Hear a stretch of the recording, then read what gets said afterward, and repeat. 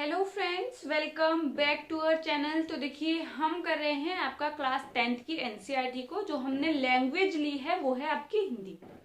Hindi language में हम आपकी कंप्लीट एनसीईआरटी आपको करा के देंगे एग्जाम से पहले। प्लस आपको एग्जाम से पहले आपके वन शॉट वीडियो मिल जाएंगे हर चैप्टर के। तो अगर आप चैनल पर नए हैं तो चैनल को सपोर्ट कीजिए, क्योंकि चैनल भी न्यू है। तो आपके सपोर्ट से ही चैनल को आगे ग्रो करना है। आप ज्यादा से ज्यादा सपोर्ट कीजिए सब्सक्राइब और शेयर करके। जो भी आपके फ्रेंड्स, क्लासमेट जो भी हैं उनके साथ शेयर कीजिए। आप क्लास 9, 10th के स्टूडेंट हैं तो आपके लिए चैनल बहुत ज्यादा इंपॉर्टेंट हो जाता है। प्लस अगर आप किसी भी कंपटीशन की प्रिपरेशन कर रहे हैं तो सभी को पता है जनरल साइंस जहां पर पूछी जाती है वहां आपने 9th और 10th की साइंस को अच्छे से पढ़ना होता है। उसके लिए प्लस आपने क्वेश्चंस के लिए, जो भी कंपटीशन वाले बच्चे हैं, क्वेश्चन के लिए मेरे दूसरे चैनल का लिंक आपको डिस्क्रिप्शन में मिल जाएगा। माही बायोलॉजी क्लासेस, वहां जाना है। वहां पर हम आपके क्वेश्चंस की प्रैक्टिस कराते हैं।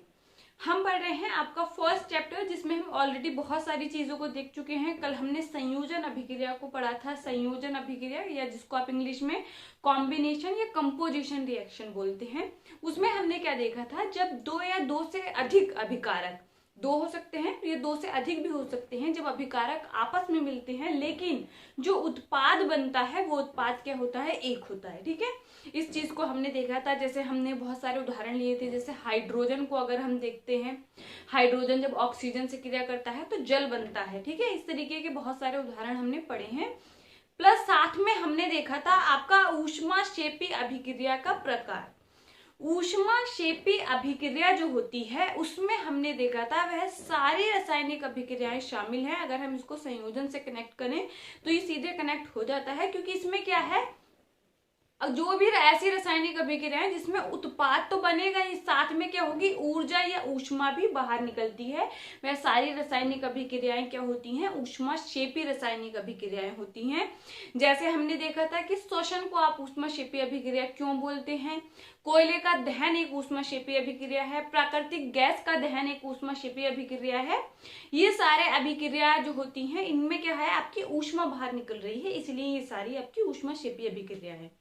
सबसे इंपॉर्टेंट चीज, इस चैप्टर में बहुत सारे समीकरण हैं, जिसमें आपको बहुत सारे सूत्रों को याद करना होता है। तो सूत्र बनाना हम सीखेंगे आगे के चैप्टर में। जैसे जैसे आप आगे बढ़ेंगे, जब आवर्त सारणी को पढ़ेंगे, उनके विन्यास वगैरह ये चीजें देखेंगे, तब आपको सूत्र बनाना आ जाएगा।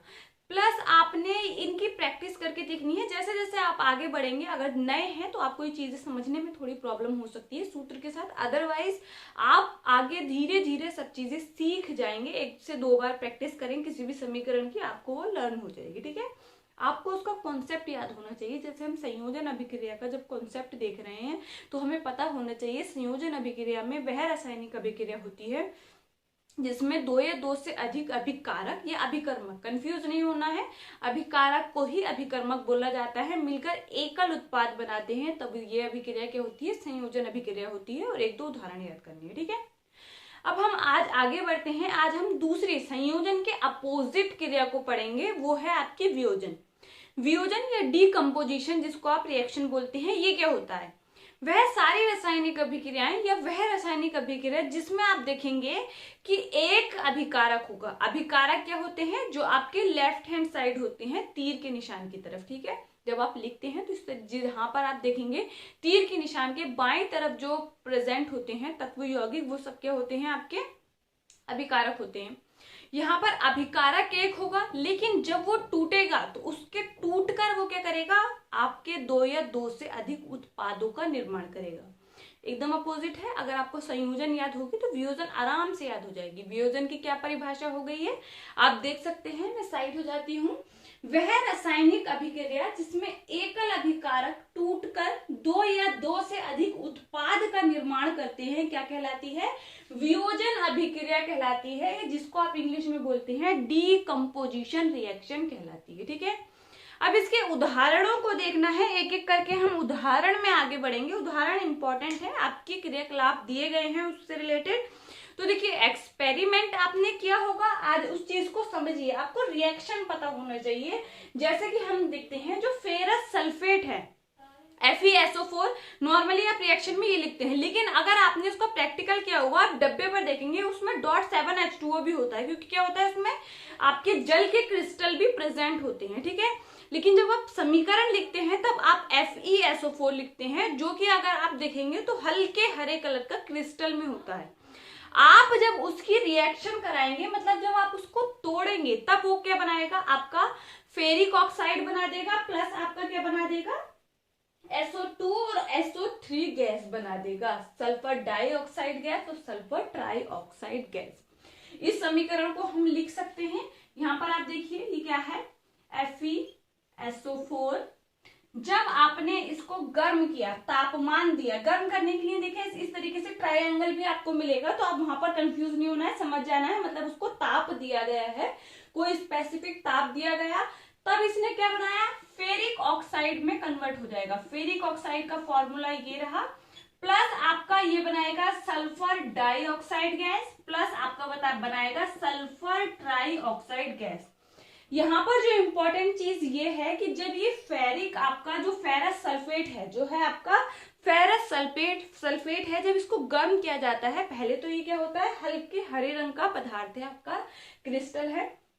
जब इसको गर्म किया जाता है, जो फेरिक ऑक्साइड बना है वो क्या होता है, हल्के भूरे रंग का होता है, इसका कलर भी चेंज होता है, ठीक है।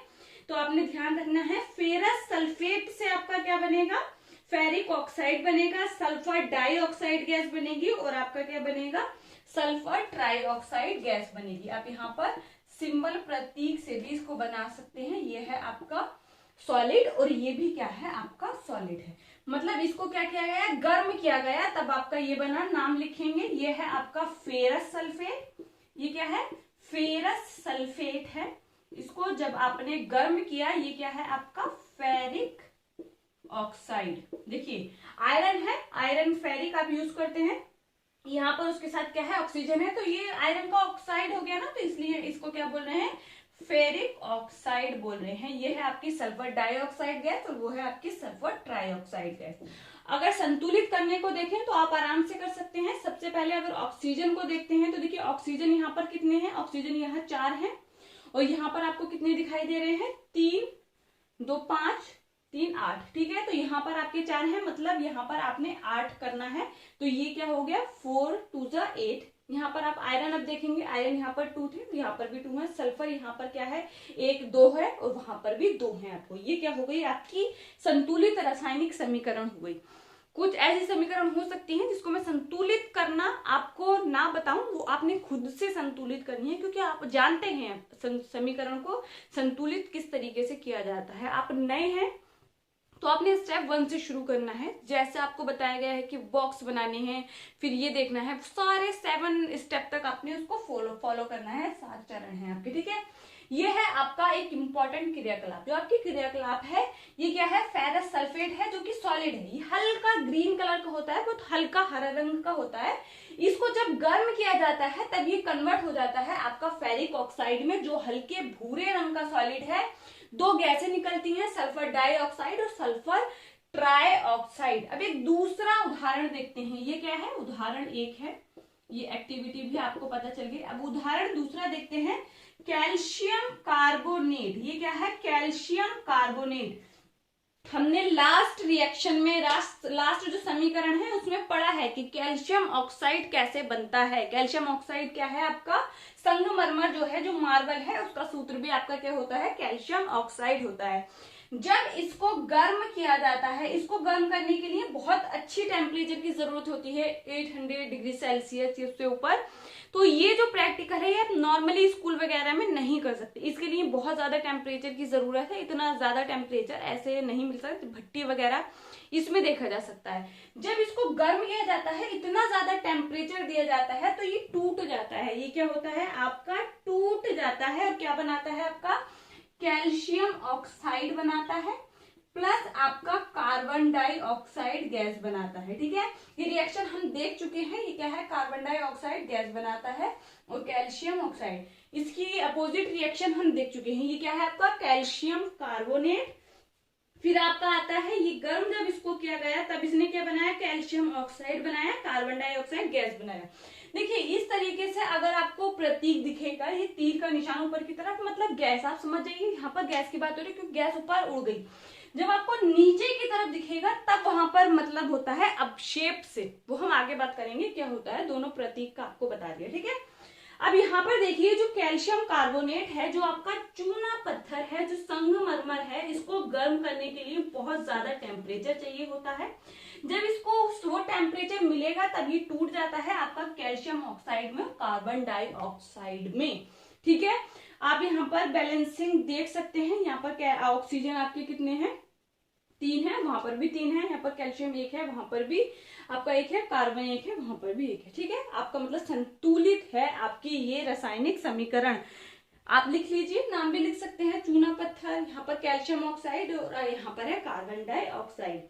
फिर हम देखते हैं अगली रिएक्शन जो है आपकी वो क्या होगी, जो कि हम पहले भी पढ़ चुके हैं उस तरह के समीकरण को। हम दूसरा उदाहरण देखते हैं वियोजन अभिक्रिया का, वियोजन अभिक्रिया का दूसरा थर्ड उदाहरण देखते हैं, 2 तो हो गए हैं, ये है आपका तीसरा उदाहरण।